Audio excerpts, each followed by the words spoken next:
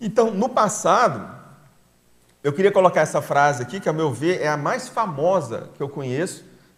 Não é a mais abrangente, nem é a mais profunda, mas talvez seja o texto mais famoso que já se escreveu sobre as leis da sincronicidade. Essa é a tábua esmeraldina, que faz parte do Corpus Herméticos, que é atribuído a Hermes Trismegisto. No começo eles achavam que era lá do Egito, mas não é. Isso aqui é do Egito, mas é de Alexandria, faz parte dos conhecimentos alexandrinos, que foi criado na Biblioteca de Alexandria, foi desenvolvido entre o século I e século II, III, mais ou menos, 1 a.C. e 2 depois de Cristo, que é o Corpus Herméticos, e ele fala o que está embaixo. O que está embaixo é como o que está em cima, e o que está em cima é como o que está embaixo, para realizar os milagres de uma única coisa, ou do uno. É o princípio da correspondência. E assim como todas as coisas vieram do um, o primo pensene, assim todas as coisas são únicas, por adaptação. Essa por adaptação, isso aqui é assim, dá um tratado de filosofia, só falar nesse termo que ele usou no final aqui, de adaptação. O Hubert Sheldrake, acho que talvez seja um cara que já começou a arranhar essa questão da adaptação em relação ao uno. Ressonância mórfica, mas a gente vai falar depois disso um pouco. Então, esse texto talvez seja um dos mais profundos. Muitas pessoas dizem que esse texto foi escrito por Apolônio de Tiana. Não é um chute, não. Existe, porque Apolônio de Tiana nessa época ele chamava Balinos. E esses textos, muito parte do Corpus Herméticos, que era de Alexandria, foi escrito, de lá tem textos que foram ou tirados dos textos de Apolônio de Tiana, ou de discípulos de Apolônio de Tiana, ou do próprio. E eles acreditam que a tábua esmeraldina seja um desses textos. É totalmente controverso, os estudos nesses são muito iniciais, tudo isso aqui. Para vocês terem uma ideia, só descobriram que esse texto é alexandrino no século XIX, por aí. Mas vamos em frente.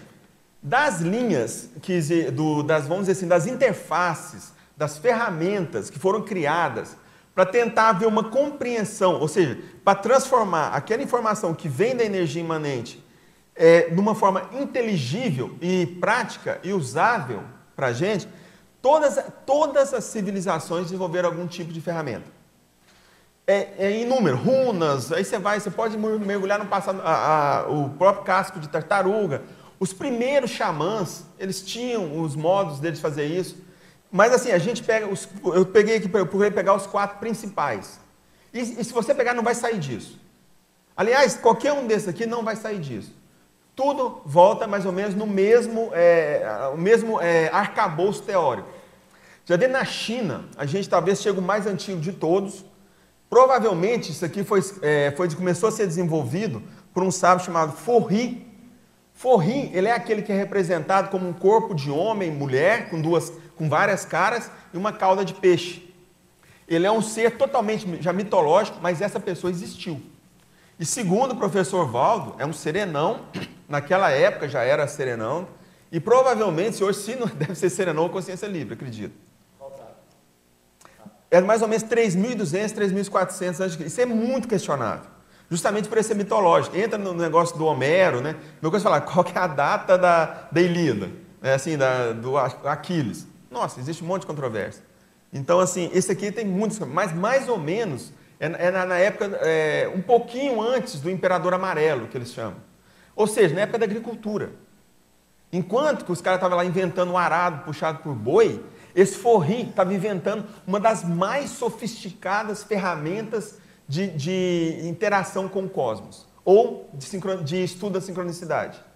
Então a gente vê claramente que existiu o serenão Neandertal. Isso aí, entendeu? Então a gente tem que ter, é bom a gente começar a entender essas coisas.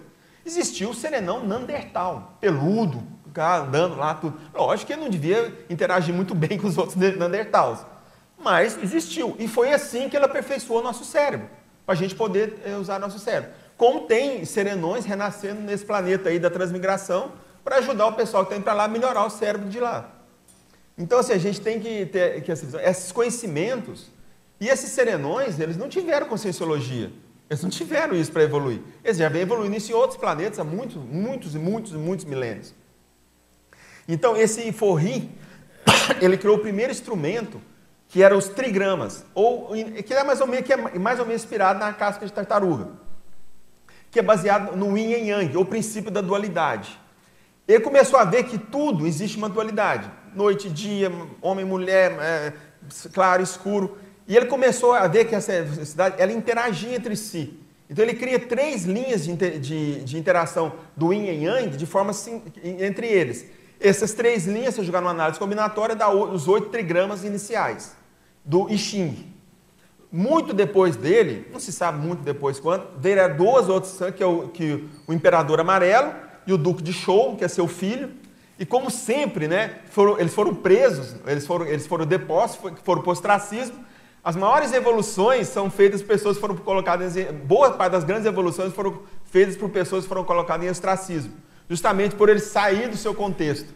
Eles ficaram 20 anos presos, nem sei se chama torre na China naquela época, mas ficaram presos porque eles eram imperadores, eles caíram, teve uma guerra, eles foram depostos, e o pai começou a fazer o estudo dos 8 trigramas do Forri, ele morreu na prisão e o filho continuou. E eles desenvolveram os hexagramas, que são as 64, eles pegaram os 8 trigramas e combinaram entre eles, uma análise combinatória básica, 64 hexagramas. Esse 64 hexagramas foi criado o I Ching. O I Ching é a base do taoísmo, é a base de praticamente todo, me desculpe o pessoal da erudição mais profunda, mas sem questão nenhuma, todo o pensamento chinês e praticamente do Oriente Extremo está baseado no I Ching.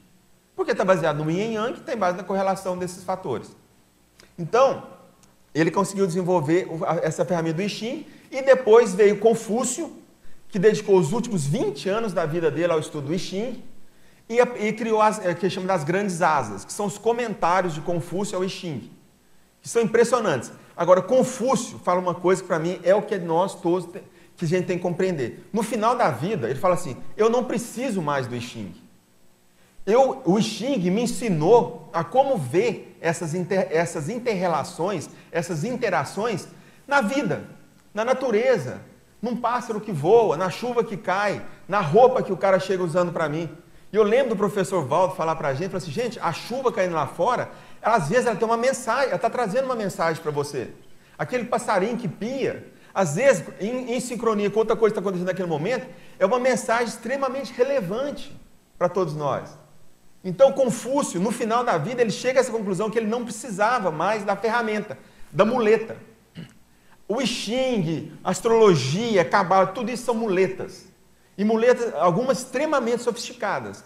Mas, por exemplo, muleta, esse corpo físico aqui, ó, esse corpo físico é uma muleta. É a minha muleta.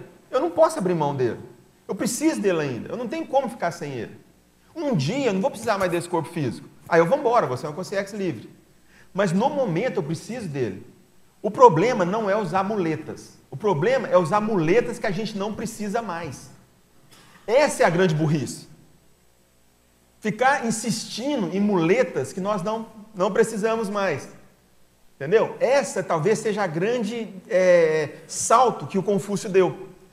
Na vivência dele, ele percebeu que o que ele precisava estava dentro dele mesmo. Ele não precisava daquelas ferramentas exteriores. Entendeu? Ele tinha tudo que ele precisava no micro-universo consciencial. Esse é um termo que é muito importante para a gente tentar assimilar, para que quando a gente quiser interagir, entender as sincronicidades. A relação entre macrocosmos e o microcosmos, ou o cosmos e o micro-universo consciencial. Essa é a grande interação da sincronicidade, e foi isso que Confúcio percebeu.